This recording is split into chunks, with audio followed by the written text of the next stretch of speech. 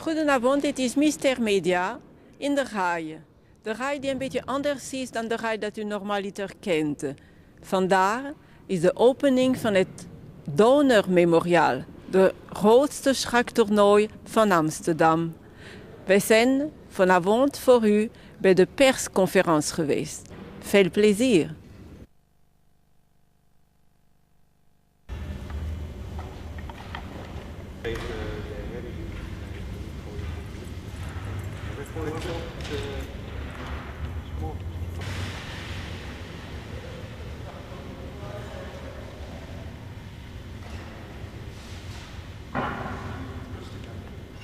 Iedere aanwezige hier van harte welkom heten. Deze korte persconferentie die voorafgaand is aan de officiële opening van het derde Donner Memorial toernooi. Straks om 3:15 wordt u verwacht in de grote hal. Ik wil ook onze twee speciale gasten even van harte welkom heten. Want ik denk welkom special guest Kamsky en van mij lang Jan Timman. Zoals u weet, de Stichting Bevordering Schaaksport Nederland zetelt in Leeuwarden een speciale missie. Zij hebben nu voor de derde keer het Donner Memorial, een groot evenement, opgezet. En naast het organiseren van dit toernooi hebben ze ook wat andere eisen in het vuur. Zoals het begeleiden van jonge spelers, toekomstige topspelers eventueel. En zo zijn er nog wat andere dingen waar ik straks even wat meer over ga zeggen. First of all, I want to ask Mr. Kamsky some questions. And first one I want to ask you, Kata, is we know you played in Alista your first match for the world title, and it was also your first match against Anatoly Karpov. Could you tell us about the final result? Did you expect to lose with this score? And could you tell us where things went wrong and what was, in your opinion, the critical point in the match? Okay. Well, the thing I can say about the list is that at this moment, what happened is that we can't talk about this right now at this moment because the money, the prize fund was not paid to us, even so it's a month after the match finished. And there are some things I want to say, but at this point I just cannot do that.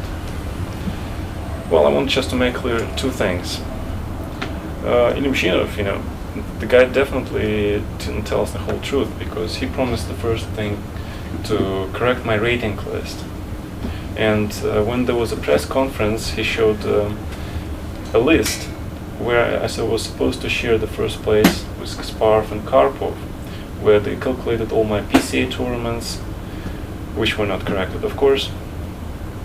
And he showed this list to all the journalists. And he promised me that it will be in the next FIDE list. And now I see the new list and I see nothing happened. I'm like 2645 and nothing has changed. So he didn't keep his word on this point. Second thing, as a president of Kalmykia and the president of FIDE, he promised us about this prize fund that we'll get everything after 10 days after the match. And it's now a month, nothing happened. When we tried to contact FIDE, ask about this and about some other questions, they simply avoid us. And the guys there, we can never catch Ilyushinov, never talk to him after the match. There are his advisors who talk to us and they tell us that the transfer, everything is done, will be tomorrow, and like a day from today. And it's a lie, simply. What else can I say? This situation has been happening with us before. PCA tried to do the same thing, they didn't pay us the prize in time, and then it happened to FIDE.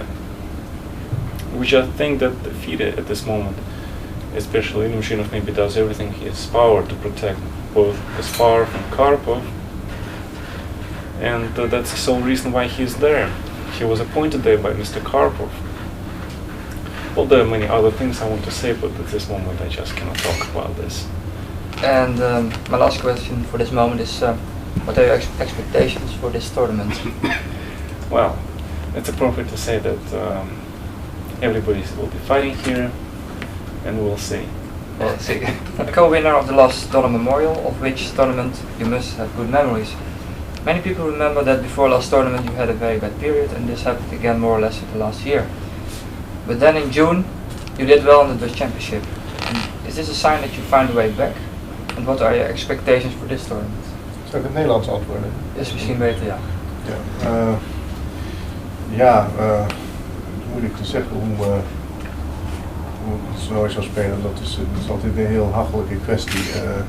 Ik geloof dat ik inderdaad het Nederlands kampioenschap op vorm hervonden heb, maar ik wil niet al te vroeg zoiets constateren. Dit is natuurlijk een veel sterker toernooi dan het kampioenschap. En 2 eerdere sterke toernooien dit jaar heb ik niet goed gespeeld. Maar in ieder geval, ik heb nu tijd rust gehad en ik geloof dat ik redelijk goed voorbereid ben en de slag aan kan gaan.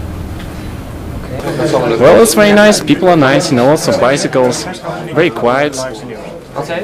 I'm not afraid, you know, to walk at night sometimes, you know, especially if the game ends late. Well, the best thing I like about is yogurt, obviously.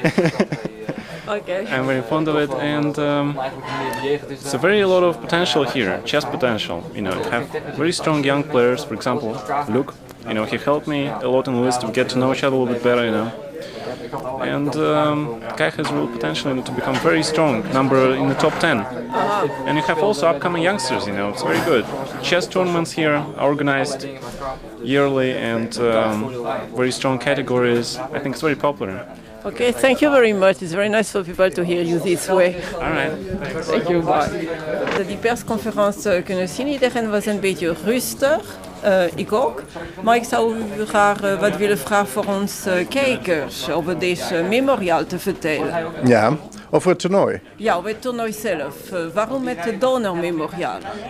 Nou, het is omdat Donner een vooraanstaande persoonlijkheid was. Niet alleen op schaakgebied, maar eigenlijk in de hele Nederlandse samenleving. En een indrukwekkende persoonlijkheid. En daarom is dit toernooi zo ingesteld. Hoe lang duurt deze toernooi? Het duurt 2 weken. 2 weken? Ja, het zijn 11 partijen en 12 deelnemers. Het is sterk bezet. Het wordt eigenlijk, het is het 3e toernooi. Het wordt hoe langer hoe sterker bezet. Dat is prettig. Ja. En heeft u speciale verwachting, behalve dat u hoopt te winnen? Nou, dat is mijn hoop. Mijn verwachting, dat weet ik nog niet. Nou, ik wens dat u wint, natuurlijk. Oké, bedankt. Goeiedag. Goeiedag, meneer Bum. Ja, goeiedag zeg. Goeiedag. Wilt u iets vertellen voor onze kijkers over deze Donner Memorial toernooi? Ja, maar dat wil ik graag doen. Heel graag. Ik luister naar wat wil u weten? Alles. Alles, man. In een paar woorden. Ik zal u eens wat vertellen. Je hebt natuurlijk ik geloof aan dit toernooi doen 400 spelers mee. Dat is een heleboel. En dat moet je een beetje zien als een soort zalm. Het neusje van de zalm, dat is de grootmeestergroep met allemaal wereldtopspelers. En dan heb je daaronder nog een heel sterk open toernooi. Daar spelen een stuk of 40 mensen mee. Die spelen om het Open Kampioenschap van Nederland. En dan heb je daar weer onder een heleboel, ja, zeg maar min of meer amateurschakers. Dus dat is die hele grote zalm. En die gaat de komende weken hier spelen in de RAI. Daaromheen heb je nog een heleboel kleine dingetjes. Er wordt een match gespeeld tussen de Amsterdamse grootmeester Genna Sosonko en een heel klein Frans jongetje van 13 jaar, Emile Bacro. Een supertalent. En die gaan dus een match spelen. Dat is de eerste 2 dagen, morgen, zaterdag en zondag. Dat is ook een zij-evenement. Een ander zij-evenement is de schaakmetafoor van het jaar. Ik ben gisteren naar Bonn geweest om die te overhandigen aan Erik Jan Nederkoren. Dat is de ex-topman bij Fokker, die failliet is, dat weet u wel. Ja, en die is tegenwoordig zit hij bij de Deutsche Telekom, de Duitse PTT, die is nog niet failliet. En ik heb hem die prijs overhandigd. Nog niet. Ik heb hem die prijs overhandigd. Hij was zeer verguld ermee. Hij vond het fantastisch. En dat filmpje dat laten we straks zien bij de algemene opening. Ja. Nou, bedankt. Nog een vraag heb ik voor u. Is het mogelijk dat iedere Amsterdammer meedoet aan deze toernooi?